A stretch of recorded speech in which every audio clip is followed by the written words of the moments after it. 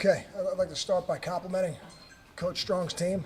They've got an excellent football team. We knew that this would be a tremendous challenge for us as a program to come in here and be 1-0, and we didn't get that done. There are certain things you have to do in games like this because your margin of error is so small, and we didn't do those things this evening. Questions? Did you feel like you had opportunities and just weren't able to capitalize on them? I think, the second half. sure, yeah. I thought we were fortunate to get out of the first half at 17-7, I believe was the score at halftime.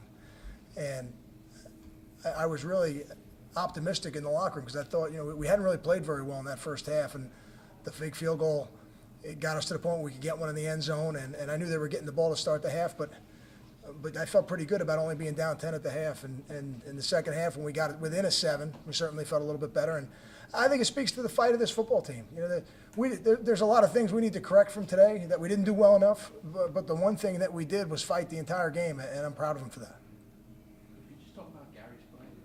Well, it's hard to talk about Gary's play really without talking about the protection, because I think there's going to be no question some decisions Gary would like to have back again, sometimes maybe just to take the ball and take the sack, but we certainly took enough of them, that's for sure. Just looking at it, 8 sacks in the game, and he probably could have taken 2 or 3 others without putting the ball in jeopardy. So, I think the biggest issue we have right now is protecting him better. And again, I want to credit Louisville. They've got some pretty good players up front. They did a nice job pressuring us, but 8 sacks is not acceptable, and we got to do a much better job. How much of the stats and Gary's numbers are because you weren't able to run the ball as effectively today either? I think it always has an effect on it. We didn't run the ball early. I thought we ran the ball better in the third quarter. And when you don't run the ball early and you end up in a hole, now you got to throw it a little bit more to try and get back in the game.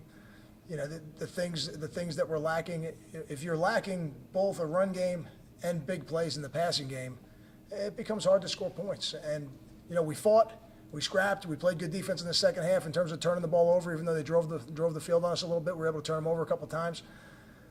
But in the end, the margin of error is just too small. It's not enough. Obviously, things changed, especially in the secondary. Toller went out. I guess you eventually took Barnwell out. We had Barnwell come out. We put Chaffee in.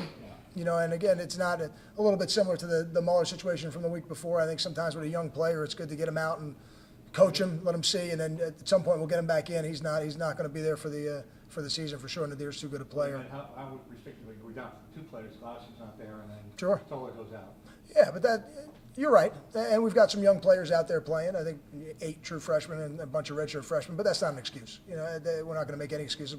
We train all those players during the week to perform, and they know that when they're on the field that they're the starter. So they'll be better for playing, and we'll be better down the road, but that doesn't make us feel any better tonight.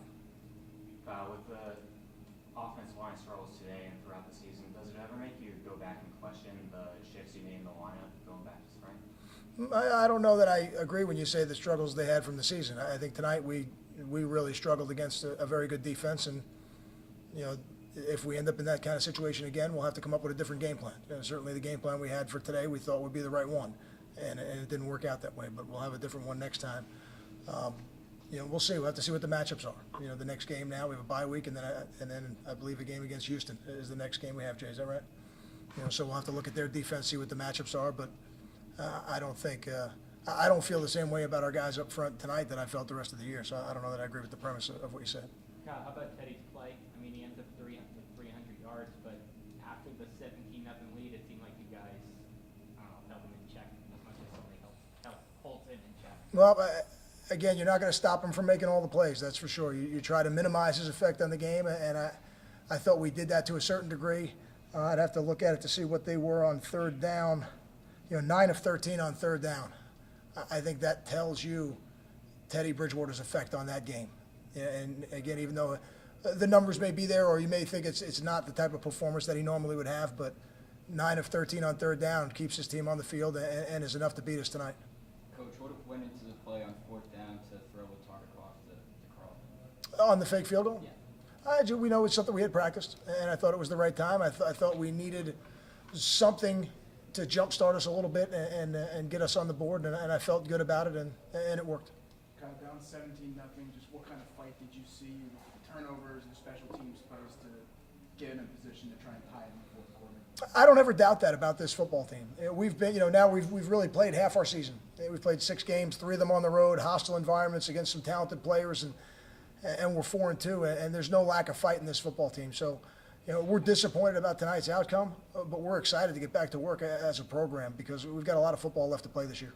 Do you have any updates on Tuller's injury? He broke his arm, and Lou's parents were here, and they were in the hospital with him, and I don't have more of an update than that, but that's the situation. Would you normally have liked the chances with what happened in the second half, recovered 2 fumbles, blocked the field goal, they missed the field goal, all in it was a 1, maybe 2, 10-point game? Sure. I mean, we had the ball with us. We had the ball down 7. I mean, on the road in a hostile environment against a top 10 football team, I would take that anytime.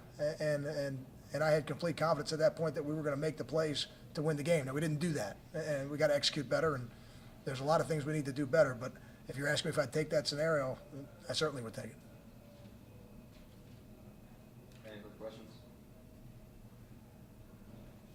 Thank you.